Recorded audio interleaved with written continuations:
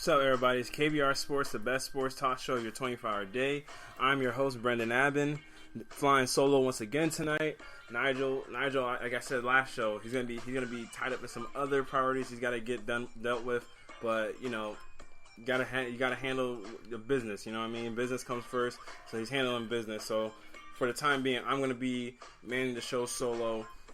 And then we're talking about doing a weekend podcast where we might not even just talk about sports. Obviously, we sometimes do our shows on Fridays, in which we might do a show this Friday. But we're talking about doing a weekend podcast just to give you all more content and just to talk about random things, not just sports, but other stuff such as this real world problems, certain arguments that we have that we might think you guys are interested in, movies, television shows, reality TV, celebrities, all the different kind of things going on right now in the world.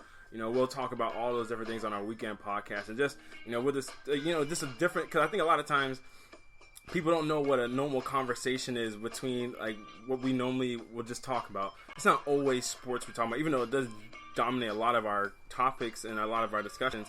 It's not always sports that we talk about. So our weekend podcast will most likely be a podcast where we talk about just random stuff and just give you guys an inside look into, or maybe a normal conversation between the two of us might be. But don't forget, you all can follow and subscribe to the KBR Sports podcast by going on to Rabble TV, Spreaker, YouTube, iTunes, and SoundCloud. Make sure you will be notified if you subscribe to Rabble and Spreaker. You'll be notified whenever we're streaming live. Those are the two mediums we stream live on. Right now, Rabble is actually going under maintenance, so we're mainly streaming live on Spreaker. So make sure you subscribe to us on Spreaker, so that you all will be notified whenever a live podcast is up. And then, excuse me, by also subscribing to those two mediums, you'll be notified whenever the podcast is posted, just like on SoundCloud, YouTube, and iTunes. So you'll never miss a beat with KBR Sports. So make sure you subscribe and follow. Also, don't forget to follow the KBR Sports Twitter page at KBR_sports, where we see the live links and our show topics prior to each show. Also, don't forget you can call in at 571-991-0566 if you want to chime in and give your opinions on a topic or pitch a topic that you want us to talk about. Remember, the number is 571-991-0566. All right, so before I jump into talking about the sports stuff, let me get things kicked off, because I was having a conversation with a guy today, and I wanted to put this on the show because that's something I was very interested in, and I wanted to get some other people's opinions on this. So, today we were talking about some of the hardest professions that are exposed to the public eye, and the dude was saying that he feels as though actors, musicians, entertainers essentially don't really have it bad. And being in the world of sports, I kind of tied that in, and I was like, well, just because they make a whole lot of money doesn't mean their lives aren't hard. They have struggles just like anybody else, but their struggles are just come in a form or fashion.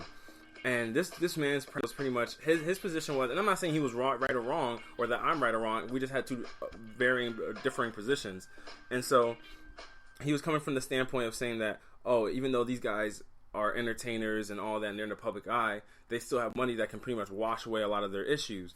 And I pretty much told him, imagine being in a position where imagine right now, the position you're in right now, half the time people already don't know what friends of theirs are real or fake.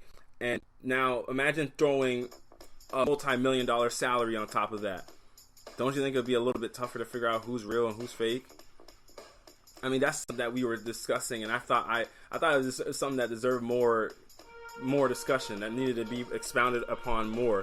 So if you guys have an opinion on that, remember, you guys can call in at 571-991-0566 or tweet at the KBR Sports Twitter page at KBR_sports, or you can also comment on the podcast. If you're listening live on Spreaker, you can comment on there and give us your thoughts and opinions, because I'm really interested to see what other people think. I'm going to tie this into one of my other topics coming up in the next hour. But all right, I'm going to jump off with the biggest story of the sports world, it seems like, at the moment, aside from maybe what's going on in the hockey world. But I don't think this is a surprise. We don't talk much hockey on here, and it's not that I have anything against hockey or anything like that, but for one, I don't watch hockey like that, just to be honest. Two, hockey doesn't draw big ratings. Hockey isn't the big thing everybody wants to listen to. A lot of people, if I start talking about hockey, everybody's gonna be like, dude, come on, like stop, stay in your lane. LeVar Ball, stay in your lane. Get back to the basketball, get back to the football, whatever, baseball. You know, people, they'll call you, they'll tell you to get back to whatever you're talking about because that's what everybody wants to hear. So, aside, obviously, there's a Game 7 that's going to be taking place. Tomorrow, tonight, whatever. There's Game 7 in the hockey going on, but the biggest story of the night was Kyrie Irving. Kyrie Irving, obviously, man, he went off last night, leading the Cavaliers to 112-99 for the Boston Celtics to take a 3-1 lead and help to pretty much ensure the Cavaliers are practically going to be a lock to make the NBA Finals. But here's the thing. So this is Kyrie's stat line. 42 points, 3 assists, 1 rebound. He was 15 of 22 from the field, 4 of 7 from the 3-point range, and 8 of 9 from the free throw line. Now, Kyrie balled out, and he's been all over. He's been all in the media today. But the real question is has he been overlooked by the media all along? And the reason I ask this question is because of the fact that, think about it. How often do people throw Kyrie Irving into the mix of top 5 player, top 10 player, whatever? Like, they truly think about it and think about how many people list before even getting to Kyrie Irving. I'm not saying it's right or wrong, but just truly think about it. I'll give you a list myself. Stephen Curry, LeBron James, Kevin Durant, Russell Westbrook, James Harden, Kawhi Leonard, Chris Paul, Klay Thompson, Draymond Green. People go all throughout the list, and John Wall, and I've already listed 10 players. People go through a whole list before they get to Kyrie Irving. Now, some of you will probably say, "Oh, well, Klay and Draymond, pick your poison." I don't know if I would take any of those guys over Kyrie. You're right, but here's the thing, though. Think about how many people talk about Draymond mainly throughout the season. How much talk does Draymond get throughout the season? Even though Draymond is maybe the 3rd, maybe 4th best player on the Golden State Warriors, while Kyrie's the 2nd best player on the Cavs. When we talk about the Cavaliers, we primarily talk about LeBron James. A lot of times Kyrie falls to the wayside. Like, have you ever thought about this? Okay, so for a lot of you that just said, "Oh, you just disrespected Kyrie." Oh man, like, I can't believe you just put Draymond Green, Klay Thompson above him.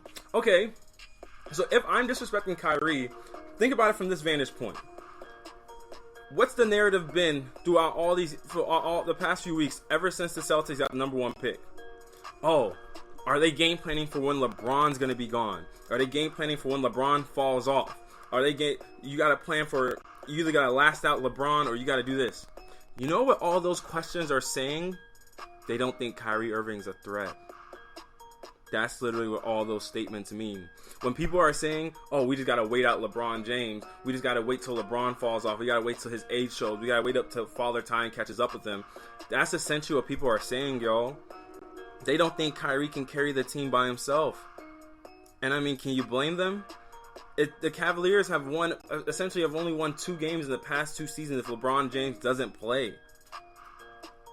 So it's not like this is coming from nowhere. You know what I mean? Like, and from the standpoint of people saying, "Oh man, but Kyrie still plays well in those games." All this stuff. Yes, Kyrie does play well in those games, but don't you think it's kind of odd that, especially with the talent that this team has this season, they struggle to win games at all without LeBron James, losing to teams like the Dallas Mavericks, who didn't make the playoffs?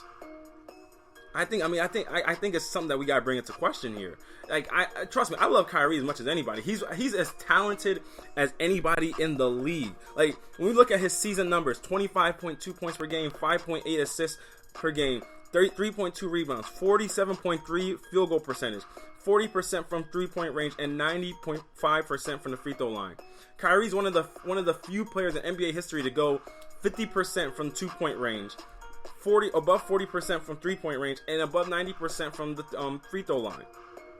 Guess who else has done it? Kevin Durant, Steph Curry this season. Or no, not Steph Curry from last year, but just the 2 players who have done it that are currently playing.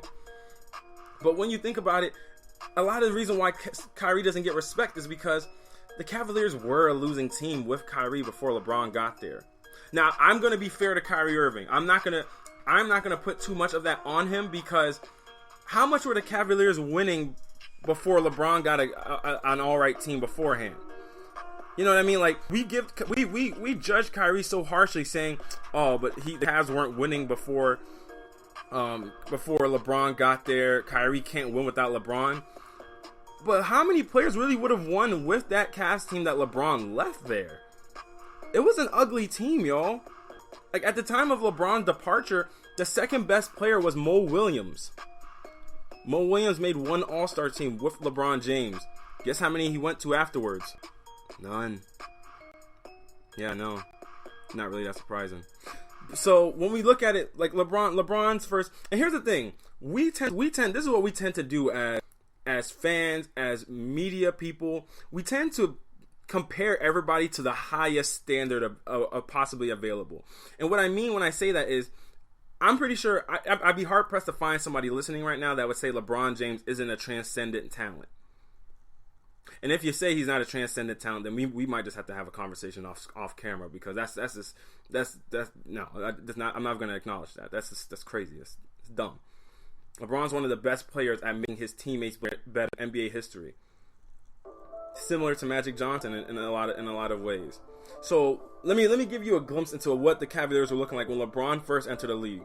So LeBron's rookie season, the Cavaliers go 35-47. Sophomore year, they go 42-40. His third season, they go 50-32. They go 50-32 again. They go 45-37 the next year. 66-16, 61-21, and then when LeBron departs, they go 19-63. Then the next year, when Kyrie gets drafted from that 19-63 season, they get the number 1 pick. They draft Kyrie. They go 21-45, 24-58, 33-49 the next year, and then LeBron comes back. Now Kyrie didn't play in all those games, so Kyrie accounted for this was his rookie year. He was 19 years old, y'all. Remember, Kyrie only played in like 9 games at Duke because he got hurt. So essentially, this was Kyrie's rookie year season. He only played in 51 games. He was 17-34. Sophomore year, he was 19-40. And his third year, he was 28-43. So he had the team improving, but when you compare him to a guy like LeBron James, who's a 6'8" locomotive who can't be stopped by practically anybody, he's gonna fall short, of course. But the reason why I bring up these numbers is that the reason why Kyrie, I feel like, gets left out of a lot of comparisons and a lot of the top player talk is because of the fact that when he did have his own team, a lot of people go back to the fact and say that they weren't winning. But the problem is, how many like I said earlier, how many people would have won with that team? The Cavaliers were just bad back then.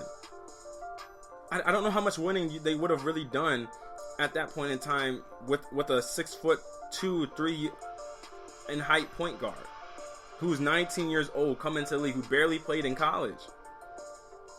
So when we think about this, we got to. I mean, if we were to list the top 5 point guards right now, we'll get, okay, I'm going to put Steph Curry's number 1 right now. I'm pretty sure some people will put Russell Westbrook number 2. Number 3, that's where we might see some deviations. If you want to put James Harden there, that's of your own choice. If you think James Harden is a point guard, because he did play point this year, if you want to put him there, then, I mean, you can put him there. I count him as a shooting guard, in my opinion. I just think he's played most of his career as a shooting guard. I'm going to count him as a 2. But, at the 3 spot, I might put John Wall there. 4, Chris Paul, maybe. Chris Paul and John Wall are interchangeable for me. If I'm forgetting somebody please let me know. Then 5, after what? That's Steph, Russell Westbrook, Chris Paul, John Wall. And then 5, that's when Kyrie slides in. But you notice how many, like, he's touching on the outskirts, and it's still debatable. You can debate guys like Damian Lillard with him. You can put Kyle Lowry in that mix. Like, you can put a lot of guys in that discussion. Isaiah Thomas. I can't believe I forgot Isaiah. You can put Isaiah Thomas in that mix. So there's a lot of guys in that. And Isaiah Thomas, even funny thing is, Isaiah Thomas is a 5'9" guard who had a similar season to Kyrie Irving. Yet Isaiah had a way better team, just to mind you. But he led that team to a number 1 seed in the Eastern Conference. So Kyrie, man, that performance by Kyrie was amazing. You know what I mean? But let's not use that performance to all of a sudden, because we always do this with Kyrie. He puts on an amazing performance. We talk about how he's like the whatever best player in the league and whatever for however, or might be the best point guard or whatever in the league. And then it kind of dies off, because then we get reminded by some way, shape, or fashion that he's not the best point guard in the game, and that the team struggles to win when he's the main focal point, as opposed to when LeBron James is there to be the main focal point. Now, mind you, this team is built around LeBron James. Now, let's not get it twisted. The team is built around LeBron James, but they're talented enough that Kyrie should be able to secure some wins, even if LeBron James doesn't play. Now, this whole thing ties into a bigger point that could be floating in itself, of the fact of, because after the game yesterday, ESPN reporter Dave McMenamin, who covers the Cavs, asked LeBron and Kyrie interesting questions about the future, and essentially was alluding to the fact of, when LeBron is, coming off that peak, that stoop of best player in the world, how comfortable is he handing the torch off to Kyrie? And LeBron essentially was of the mindset saying that, hey, I want him to take this. I love when he has performances like this, because it's making him get steps closer to being that guy, to not having to. He's not gonna have to shy from that role. Like, he's getting comfortable in being this person. So that's even something that is more of an interesting point. Kyrie's even acknowledged in the post-game press conference that it was a struggle for him at first, because he had to pick his spots. He had to learn. He said that even if he wanted to do things a certain way, he says no, he's not gonna buck the system. He's just gonna go with what's working. And what's working is LeBron is the best player and the focal point of the offense, and Kyrie as his backup. And so, at some point in time, LeBron's not going to be the freak of nature for forever. He is going to slow down at some point, and he's going to need somebody to have his back. And the Cavaliers are poising Kyrie to be that guy. Now, the only thing is, when Kyrie becomes, do we all see the Cavaliers still looking like essentially the question I'm asking is, can the Cavaliers be the Cavaliers with Kyrie as that guy? That is the main question. And from most of the conversation over the past few weeks, many people don't believe they will be. I know after this performance, it's easy to go and say, oh yeah, the Cavs will still will still be one of the top teams in the conference, yada, yada, yada. But all this Lonzo Ball folks talk, and all the talk about deciding on what to do with the number 2 draft pick and all this and yada, yada, yada, shows that some of you don't really believe